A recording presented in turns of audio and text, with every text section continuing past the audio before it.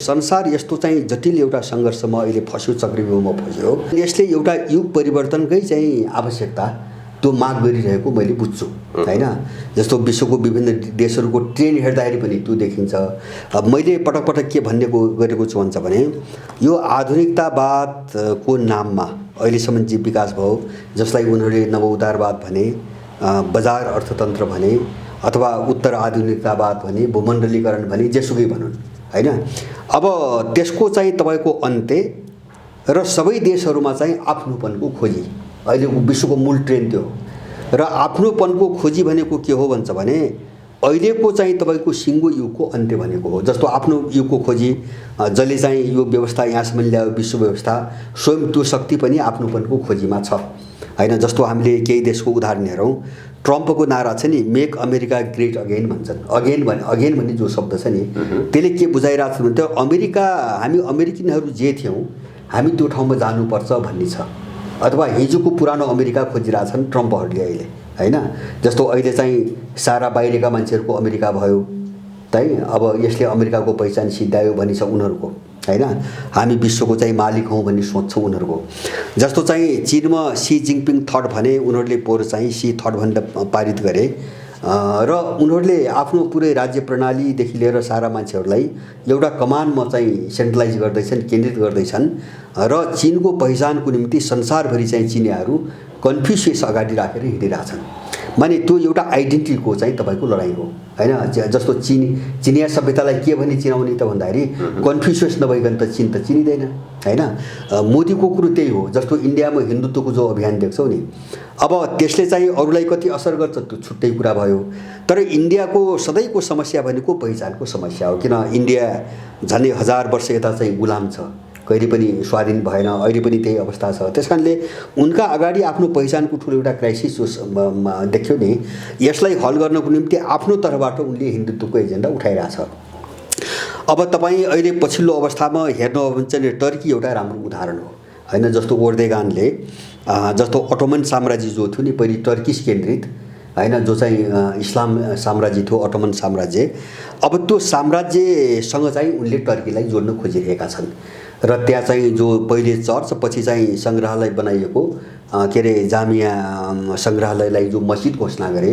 र अहिले उनी आफै पनि नेटोमा छन्, जस्तो टर्की नेटोमा छ, तर नेटोसँग सम्बन्धित देशहरूलाई चुनौतीतिर अघि बढिरहेछन्। माने संसारभरि यो एउटा लहर चल्यो र हामी कहाँ पनि लडाइँ यही हो। जस्तो हामीले यो केही वर्षदेखि हामीले बारम्बार उठाइरहेछौँ नि, आफ्नोपन, आफ्नो मौलिकता हामीले जति गुमायौँ, यसले त हामीलाई सङ्कटमा त फसायो यसले। जस्तो हाम्रो सोच गुम्यो, हाम्रो विचार गुम्यो, हाम्रो जीवन पद्धति गुम्यो, हाम्रा मूल्यहरू गुमे, हैन। यसले हामी कस्तो भयो भन्छ भने पुरै विदेशीको एउटा चाहिँ तपाईँको ग्राहक, उनको माल खाने ग्राहक, उनको बजारको एउटा चाहिँ पार्टनरभन्दा बढी हामी रहेनौँ, जसले हामीलाई यो सङ्कटमा फसायो। र त्यो मात्र होइन, मलाई एउटा गजबको के लाग्यो भन्छ भने मैले हिजो मात्रै मेक्सिकोको चाहिँ स्वास्थ्य एउटा संस्थाले, राज्यको स्वास्थ्य संस्थाले एउटा चाहिँ रिपोर्ट प्रकाशित गरेको छ। मेक्सिकोमा अहिले कोरोनाको नाममा जति पनि मान्छे मरे तीमध्ये चाहिँ तपाईँको झन्डै 2/3 भन्दा बढी सुगर र चाहिँ मोटोपनका रोगीहरू छन्। र अब त्यो दुईटा रोगको कारण के? कोका कोला, उनको निष्कर्ष, हैन। अब त्यहाँ एउटा शीर्षक के राख्यो त, बहस के चल्यो भन्छ भने नव उदारवाद हाम्रो काल हो भन्ने बहसमा गए उनीहरू, हैन। उनको त्यो समाचारको शीर्षक छ नव उदारवाद हाम्रो निम्ति काल हो। यथार्थ हो त्यही। हामी त्यहाँ पुग्नुपर्छ, संसार पुग्दैछ। नव उदारवाद किन चाहिँ मान्छेको काल हो त भन्छ भने नव उदारवादले के भन्छ, free market, free trade, free economy कुरो गर्छ, हैन। जस्तो अब कुन देशले, कुन कम्पनीले के उत्पादन गर्यो त्यससँग पनि मतलब नराख, हैन। त्यसको निम्ति ढोका पनि बन्द गर्न पाइँदैन, हैन। संसारको ढोका खोल, बजार कम्पिटिसनमा जाऊ। अब त्यसपछि उनीहरूले के गरे, नाफा लुट्नुको निम्ति विष उत्पादन, जस्तो कोका कोला, पेप्सी कोला आदि इत्यादि छन्, यहाँ पनि हामी देखिरहेका छौँ, हैन। त्यसले चाहिँ तपाईँको लाखौँ करोडौँ मान्छेहरू चाहिँ स्वाहा बनाइरहेछ। अब यो जो थर्ड यहाँसम्म आइपुग्यो नि, अब यसबाट संसारको मान्छे जति पीडित भयो नि, अब यसले निकास खोजिरहेछ। त्यही भएर मैले भने अब यो अहिलेको ट्रेन्ड भनेको एउटा युगको अन्त्यको निम्ति लडाइँको ट्रेन्ड हो, हैन। अब त्यसको निम्ति एउटा बहुआयामिक द्वन्द्वमा चाहिँ तपाईँको फसेको छ संसार। अब मूल चिज यो ट्रेन्डको कुरा भयो। अब यसलाई एउटा बचाउने, जस्तो अहिलेसम्मको आफ्नो प्रभुत्वलाई बचाउने अथवा चाहिँ तपाईँको समाप्त हुने, होइन यो लडाइँ त चर्कियो जस्तो अहिले त्यो एउटा बिम्बको रूपमा एउटा विभिन्न शक्तिहरूको रूपमा देखियो जस्तो आर्थिक क्षेत्रमा जाँदाखेरि अथवा चाहिँ सैन्य क्षेत्रमा जाँदाखेरि मूर्तिकरण गर्दाखेरि अब चीन र अमेरिका भनी देखिए अथवा अमेरिका र पश्चिम युरोप भनी देखियो। अब त्यो लडाइँलाई चाहिँ लडाइँको त्यो मूर्तिकरणको मात्रै हो, तर जगमा चाहिँ तपाईँको के छ भन्छ भने त्यो विकास प्रक्रिया छ, उसले फड्को मार्न खोजिरहेछ, संसारले अर्को नयाँ दिशातिर फड्को मार्न खोजिरहेछ।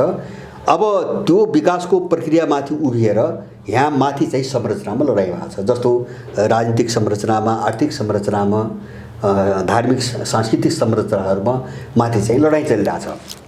अब यो के हो भन्छ भने जस्तो चाहिँ आफ्नो विरुद्धमा आइरहेका शक्तिहरू अथवा आफूलाई निषेध गर्न आइरहेका शक्तिहरूलाई कसरी किनारा लगाउने भनेर चाहिँ जो रणनीति बन्यो नि, त्यो रणनीति अहिले तीव्र रूपमा बढिरहेछ। जस्तो अमेरिकनहरू विशेष गरिकन सबै पश्चिमा भनौँ न, अमेरिकन मात्रै होइन, अहिले फ्रन्टमा अमेरिका देखिया छ। माने 500 वर्ष यता यो पश्चिमा पुँजीवाद अथवा पश्चिमी सभ्यताको श्रेष्ठताको नाममा होइन, जुन फिलोसफी, जुन चाहिँ थट, जुन स्कुलिङ, जुन मूल्यहरू र जुन सिस्टम, जुन जीवन पद्धति संसारमा हाबी भयो नि, अब यसका विरुद्ध मान्छे जागे होइन। अब यो कसरी यसको विनाशको बाटोतिर गए, यसको प्रतीक्षा कसरी गर्ने एउटा उनीहरूको समस्या। अब यसको प्रतीक्षा गर्नको निम्ति आर्थिक र राजनीतिक रूपमा त बलियो हुनु पर्यो होइन, त्यो पनि मूलभूत रूपमा आर्थिक रूपमा बलियो हुनु पर्यो। अब त्यो मोर्चामा जस्तो फ्रन्टमा चीन अगाडि आएको हुनाले उसँगको लडाइँ छ। जस्तो चीनसँगको लडाइँ के हो, म अघि चाहिँ सुरुमा लद्दाखको कुरा गर्नुभयो, जस्तो दक्षिण चीन सागरमा अहिले हामीले दिनदिनै सुनिरहेछौँ नि, तपाईँको अहिले चाहिँ युद्ध हुन्छ कि भरे हुन्छ कि भोलि हुन्छ कि भन्ने अनिश्चितताको वातावरण छ। अमेरिकाले चाहिँ 4-5वटा चाहिँ युद्धपोतहरू पठाएको छ र हिजो मात्रैको समाचार चीनले उसका युद्धपोतहरू चारैतिरबाट घेरेर बसेको छ होइन। अनि चाहिँ अब एउटा मिलिटरी चाहिँ अभ्यास चाहिँ चीनले सुरु गर्यो, ताइवानको आकाशमाथि चाहिँ युद्ध विमानहरू पठाएर आदि इत्यादि समाचार आइरहेछन्। अब दक्षिण चीन सागरमा उसले अमेरिकाको रणनीति हेर्दाखेरि अहिले मुख्य समस्या चीन भएर आएको हुनाले मैले कस्तो देख्छु भने जस्तो दक्षिण चीन सागर भनेको कस्तो ठाउँ हो भन्छ भने जहाँ संसारको 70% तपाईँको व्यापार दक्षिण चीन सागर भएर हुन्छ। संसारको कुल व्यापारको 70% दक्षिण चीन सागर भएर हुन्छ। चीनको जो मेरिटाइम व्यापार भन्छ, उनीहरूको सामुद्रिक व्यापारको 60% व्यापार त्यहीबाट भएर हुन्छ र संसारको चाहिँ 19-20% तेलको व्यापार त्यहीबाट हुन्छ। र अब दक्षिण चीन सागरमा कसरी ब्लक गर्ने भन्ने उसको एउटा रणनीति छ, चीनलाई कसरी ब्लक गर्ने। र उनीहरूले इन्डो पेसिफिक रणनीति भन्ने एउटा छाता, जस्तो चीनलाई रोक्नुको निम्ति, उदाउँदो शक्तिलाई रोक्नुको निम्ति उनीहरूले के गरे भन्छ भने दक्षिण चीन सागरलाई बन्द गर्ने रणनीतिमा गए होइन। अब त्यसको निम्ति अब 2-3टा चिज हामीले हेर्नुपर्छ। जस्तो उनीहरूले एउटा चाहिँ जस्तो ताइवानलाई अहिले चाहिँ भट्काउन थाले, अब ताइवानसँग युद्ध गराउने होइन, चीनलाई कसरी चाहिँ तपाईँको समाप्त पार्ने, पछि धकेल्ने भन्ने कुरा छ। अनि चाहिँ दक्षिण चीन सागरको स्वामित्वमा विवाद भयो, आसियान देशहरू धेरै उसले उचालिरहेछ। अनि त्यसपछि तपाईँको यही प्रसङ्गमा चाहिँ जस्तो एमसिसी आउँछ, एमसिसीको लगानी तपाईँ गहिरेर हेर्नु हो भने कहाँ देख्नुहुन्छ भन्छ भने दक्षिण चीन सागर सँग जोडिएको एउटा देशहरू, एउटा चीनको जो बीआरआई भित्र जो मेरिटाइम रुट छ नि, सामुद्रिक बाटो, बीआरआईको सामुद्रिक बाटो, त्यो बाटोका चाहिँ नाकाहरू, जस्तो श्रीलङ्कामा उसले एमसिसीले ल्याउन खोज्यो, किन भन्छ भने श्रीलङ्काको बन्दरगाह चीनले लिएको छ होइन, त्यहाँबाट ब्लक गर्ने, पहिलो दक्षिण चीन सागरमा ब्लक गर्ने, त्यहाँबाट निस्कियो भने चाहिँ श्रीलङ्कामा ब्लक गर्ने। अनि उसले अर्को धराप चाहिँ मोरिससमा थाप्न खोजेको छ, किन भन्छ भने चीन त्यहाँबाट निस्क्यो भने कहाँ जान्छ, पाकिस्तानको ग्वादर बन्दरगाहदेखि जो उसले बनाइरहेछ अनि इरानको चाबहार बन्दरगाहसम्म पुग्छ। चाबहार पुग्यो भने अमेरिकाको केही पनि लाग्दैन। त्यस कारणले ग्वादर र चाबहारलाई निशाना बनाइकन उसले चाहिँ मोरिससमा हात हाल्न खोजिरहेछ होइन। अब उसको यो चाहिँ सामुद्रिक रुट बन्द गर्ने एउटा ऊ भयो। दोस्रो चाहिँ तपाईँको चीनको चाहिँ अर्को एउटा चाहिँ रुट के हो भन्छ भने जस्तो यो चाहिँ पश्चिम एसिया भएर पस्ने जो अरबको खाडी हुन्छ नि, अरबको खाडी भएर चाहिँ जस्तो इरान छ, चाबहारदेखि भित्र पसिसकेपछि अब इरान पस्यो, स्टेट अफ हर्मुज भन्छ नि, हर्मुजको चाहिँ जलसन्धि भन्छ। अब त्यहाँ चाहिँ सामान जान रोक्नुको निम्ति उसले चाहिँ मैले भने मोरिससलाई आधार बनाउन खोजेको छ। र तेस्रो ठुलो व्यापारिक नाका भनेको चाहिँ तपाईँको स्वेज नहर हो होइन। अब स्वेज नहर अब इजिप्टमा पर्छ, इजरायलकै सामुन्यमा छ, छिमेकीमा छ। अब त्यसलाई सुगम बनाउनुको निम्ति चीनले चाहिँ त्यो स्वेज नहर प्रवेश गर्ने मुखमा चाहिँ जिबुटीमा आफ्नो ठुलो स्टेसन बनाएको छ। माने अब चीनले पनि विश्वभरि कसरी पन्जा फैलाउने सबैतिर हात हाल्यो र त्यसलाई कसरी ब्लक गर्ने अमेरिकनहरू, युरोपियनहरू त्यो ढङ्गले अगाडि आए अब यो आर्थिक मोर्चामा यो लडाईँ किन चर्कियो त भन्छ भने किन आर्थिक वर्चस्व जसको हुन्छ भोलि राजनीतिक वर्चस्व त उसकै कमानमा जान्छ। जस्तो आर्थिक रूपले सम्पन्न हुनुको कारणले संसार चाहिँ यत्रो सय वर्षसम्म त पश्चिमाहरूको राजनीतिक कमानमा बस्नु पर्यो हैन। राजनीतिक प्रभुत्व त विश्वभरि उनकै भयो, त्यो पनि फुत्किने खतरा भयो उनीहरूलाई। त्यसैले राजस्वको चाहिँ राजनीतिक वर्चस्व पनि कसरी जोगाउने भन्ने कुरा त अब जोसँग पैसा सक्छ, जसको इकोनोमी हुन्छ त्यसैको हातमा जाने हो। त्यसैले उनको समस्या अहिले के हो भन्छ भने अब मैले भन्छु त्रिआयामिक सङ्घर्ष अहिले विश्वको एउटा चाहिँ आर्थिक मोर्चाको आर्थिक क्षेत्रको लडाईँ हैन, दोस्रो राजनीतिक पावरको लडाईँ र तेस्रो चाहिँ सभ्यताको लडाईँ हैन। यो तीनटा मोर्चाको लडाईँ नै अहिलेको विश्वको मुख्य लडाईँ हो। र अब यो तीनटा लडाईँ के हो भन्छ भने सभ्यता जगमा छ हैन। मूल सङ्घर्ष त्यही हो, जस्तो पश्चिमाको निशाना पनि त्यही हो अनि जस्तो उनले अबको लडाईँ सभ्यताको लडाईँ हुन्छ भनेर उनले 19औं शताब्दीको चाहिँ 90को दशकदेखि उनले फलाग्दै आएका छन् बनी बनाऊ योजना बनाएर। अनि उनले त्यो हन्टिङटनलाई चाहिँ अबको सङ्घर्ष सभ्यताको सङ्घर्ष हुन्छ भनी लेखाउन लगाएर उनले अफगानिस्तानमा आक्रमण गरे, इराकमा गरे, लिबियामा गरे, सिरियामा गरे। त्यो त बनी बनाऊ योजना थियो। र अस्ति चाहिँ 2018 मा भर्खरै मात्र अमेरिकाको विदेश मन्त्रालयको एउटा विभागले एउटा डिपार्टमेन्ट समितिले चीनसँगको लडाईँ अब सार्वभूत रूपमा सभ्यताको लडाईँ हो भन्ने चाहिँ त्यहाँ डिक्लेयर गर्यो। भने उनीहरूको जगमा सभ्यता छ। किन भन्छ भने कुनै पनि देशको पहिचान भनेको त्यसको सभ्यता हो। जस्तो आर्थिक राजनीतिक प्रणाली अस्थायी हुन्छ हैन। अब आज आउँछ भोलि जान्छ, आज एउटाको हातमा छ भोलि अर्काको हातमा छ। जस्ता यस्ता परिवर्तन त धेरै भए, रुसमा क्रान्ति भए, चीनमा भए, फ्रान्समा भए, इन्डियामा भए हैन। अब उथलपुथल धेरै भए, इस्ट इन्डिया कम्पनी आयो 250-300 वर्ष बस्यो, जानु त पर्यो हैन। तर ती देशहरूको पहिचान कसले राख्यो त भन्दाखेरि उसको सभ्यता र संस्कृतिले। त्यसैले त्यसलाई नमासिकन यो निर्णायक रूपमा लडाईँ चाहिँ छिनोफानो हुँदैन, त्यो उनीहरू पनि बुझेका छन्। द्वन्द्व कस्तो भयो भन्छ भने यहाँ हेर्ने हामीले के हो भन्छ भने अहिले चाहिँ बाहिर देख्दाखेरि कुन शक्ति बलियो छ भन्ने कुराले यसको फैसला गर्दैन हैन। हेर्दाखेरि अमेरिका नै बलियो छ अहिलेसम्म हेर्दाखेरि।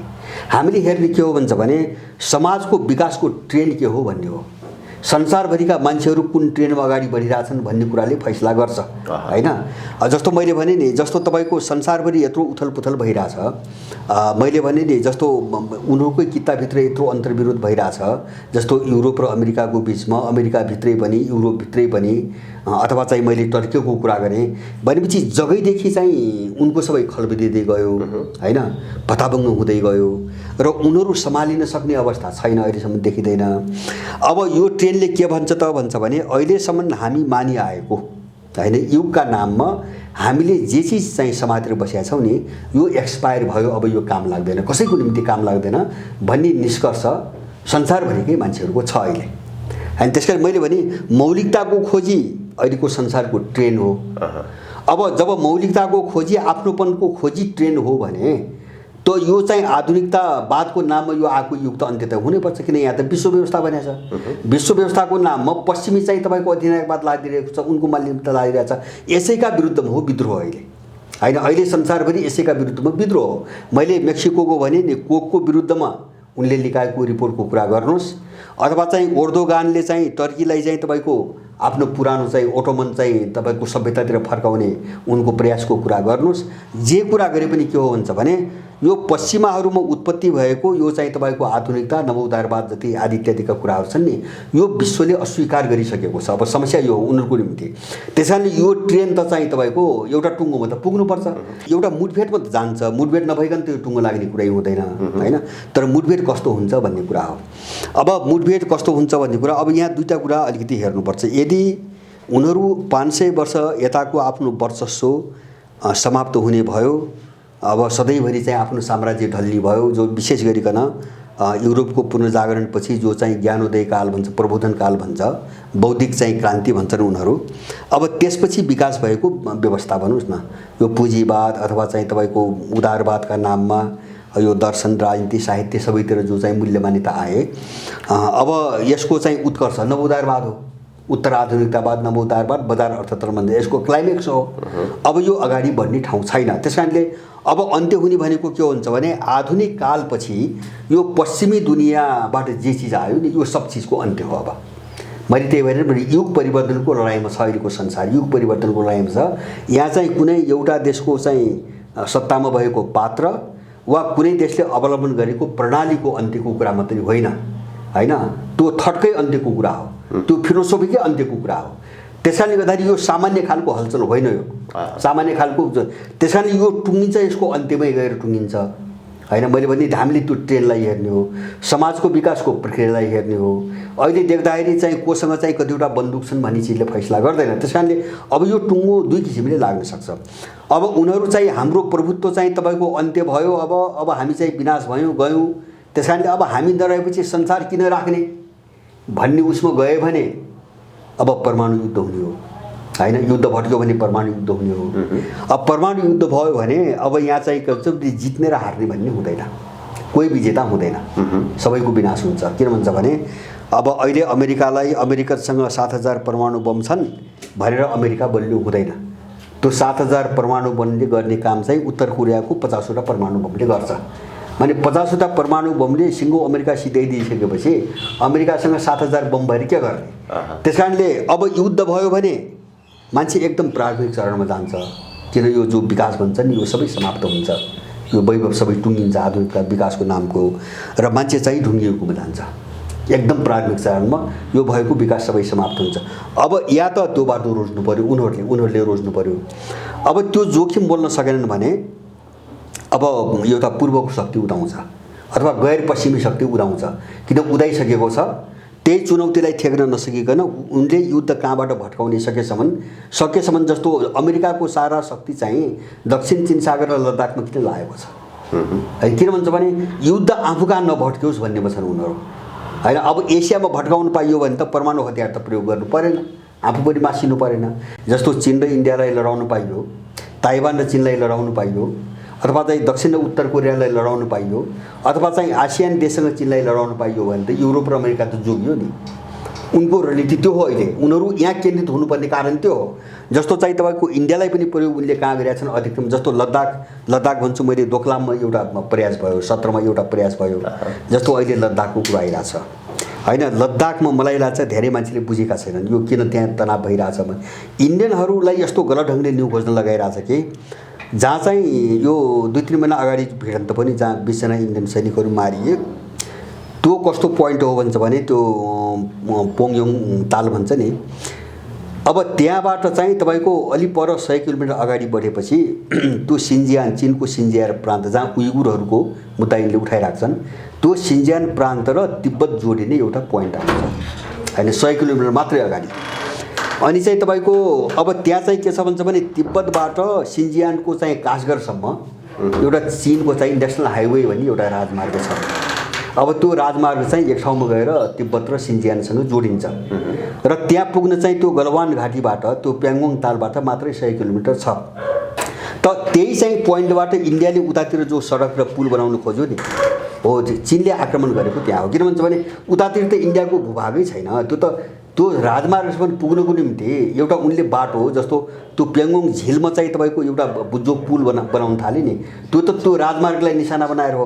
अब त्यो राजमा इन्डियालाई प्रयोग गरिकन अमेरिकनहरूले के गरिरहेछ भन्छ भने त्यो प्याङ्गोङ झिलबाट त्यहाँबाट पुल बनाएर चाहिँ त्यो चाहिँ तिब्बत र चाहिँ तपाईँको सिन्जियानलाई जोड्ने जो पोइन्ट हो 100 किलोमिटर बाजे, त्यहाँ गएर कब्जा गऱ्यो भने सिन्जियान र तिब्बत टुक्रिन्छ, दुई फ्याक हुन्छ। अनि दुई फ्याक हुँदाखेरि के भयो त भन्छ भने उतातिर पाकिस्तान र चीनको जो आर्थिक करिडोर भन्छन् नि, पिसिइपी भन्छ नि, उनीहरू ग्वादरसम्म पुग्ने, अब त्यो चाहिँ उनको कब्जामा जान्छ होइन।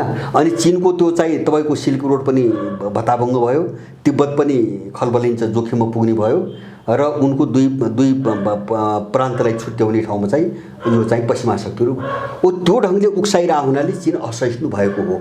निशाना त्यो हो उनको। त्यहाँ कुनै चाहिँ सीमा तलमाथि 2-4 मिटर अथवा 100-200 मिटर कसैले चापेर चाहिँ त्यो भिडन्त भएको छैन होइन। इन्डियाले त्यहाँ प्रयोग गरिरहेछ। माने उनको ध्यान कहाँ छ भन्छ भने जस्तो उनले एउटा के हेरेका छन् भन्छ भने 2टा विशुद्ध चाहिँ तपाईँको पश्चिमा क्षेत्रमा भए र त्यो मात्रै होइन, त्योभन्दा अगाडिका संसारका ठुल्ठुला क्षेत्रीय युद्धहरू पनि सबै त्यहीँ भए, युरोपमा भए। त्यस कारणले अब त्यो चिज नदोहोरियोस् भन्ने उनको छ। किन भन्छ भने अहिले त परमाणु युग हो, त्यस कारणले अबको युद्ध पनि पश्चिम केन्द्रितै भयो। जस्तो अमेरिका केन्द्रित युरोप केन्द्रित भयो भने त उनको त विनाश हुन्छ। त्यस कारण अबको युद्ध चाहिँ भयो भने पनि त्यो एसियामै हुनुपर्छ भन्ने छ।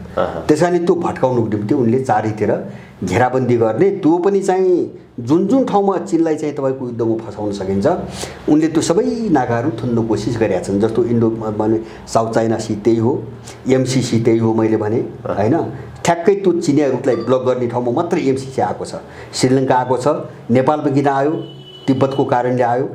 जस्तो दक्षिण चीन सागरमा चाहिँ तपाईँको के चीनसँग विवाद भएका केही देशहरूमा एमसिसी पसेको छ होइन। त्यो आसियान देशहरूलाई उसँग लडाउनु पसेको छ। अब त्यसपछि अनि चाहिँ उनीहरू मैले भने नि मोरिसियसमा हात हाल्नु खोजेको छ अमेरिकाले होइन। जस्तो यो ग्वादर र चाहिँ तपाईँको चाबहारलाई ध्यानमा राखेर के अरे चाहिँ ध्यानमा राखेर अनि चाहिँ उतातिर चाहिँ तपाईँको जिबुटीलाई चाहिँ ख्याल गरिकन उनीहरूले चाहिँ पनामा नहर चाहिँ ब्लक गर्न खोजिरहेछ। माने यो लडाइँ के हो भन्छ भने सार्थ यो वर्चस्वलाई कसरी जोगाउने भन्नेमा छन् क्या उनीहरू। अब लडाइँ यो चरणमा प्रवेश गरिसकेको हुनाले अब यो एउटा टुङ्गोमा पुग्नै पर्छ किन यो अस्तित्वको लडाइँ हो। यो अस्तित्वको लडाइँ भएको हुनाले यो कुनै वार्ताबाट समाधान हुन्छ भन्ने मलाई विश्वास छैन।